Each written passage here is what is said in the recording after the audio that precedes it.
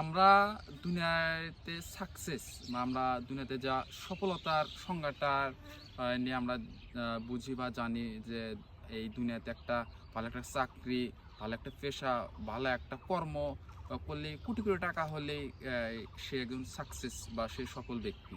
কিন্তু তদ্রূপ আমরা এটা ডেফিনেশন, এই সাকসেসের সংজ্ঞাটা আসলে এটা না। আমরা এসেছি কবরস্থানে, আমরা যে সংজ্ঞাটা, যে ডেফিনেশনটা আমরা দেখব বা শুনবো, এখানে যারা সাহিত্য আছে, দুনিয়াতে যে সফল সে আসলে সফল না। সফল ওই ব্যক্তি, সফল ওই মেয়ে বা ওই নারী বা ওই পুরুষ বা ওই ছেলে যারা এই দুনিয়া থেকে ভালো কাজ করে যাবে বা ভালো কর্ম করে যাবে, পরবর্তীতে এই দুনিয়া থেকে যে কিয়ামতের দিন যে সাকসেস হবে বা কবরে যে সাকসেস হবে, সেই আসলে সাকসেস।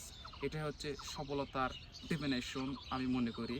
অপরদিকে সূরা আল ইমরানে একটা আয়াত আছে, সে আয়াতের কথা বলবেন আমাদের এখানে হাফেজ আছে আলী আকবর, সে আয়াতটা ব্যাখ্যা করে আপনাদের মাঝে বলবেন। সূরা আল ইমরানের মধ্যে আল্লাহ তাআলা বলেন, কুল্লু নাফসিন যায়িকাতুল মাউত, যেটার অর্থ আমরা সকলেই জানি যে আল্লাহ তাআলা এই আয়াতের অর্থ হিসেবে বলেছে যে প্রত্যেক প্রাণীকেই মৃত্যুর স্বাদ গ্রহণ করতে হবে।